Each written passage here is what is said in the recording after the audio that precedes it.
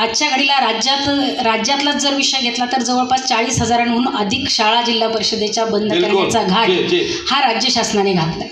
दुसऱ्या बाजूला आत्ताच जे काही अधिवेशन झालं त्यामध्ये शासनाने अशी घोषणा केली की आम्ही सगळ्या शाळांना आता CBSEचं शिक्षण सुरू करतो.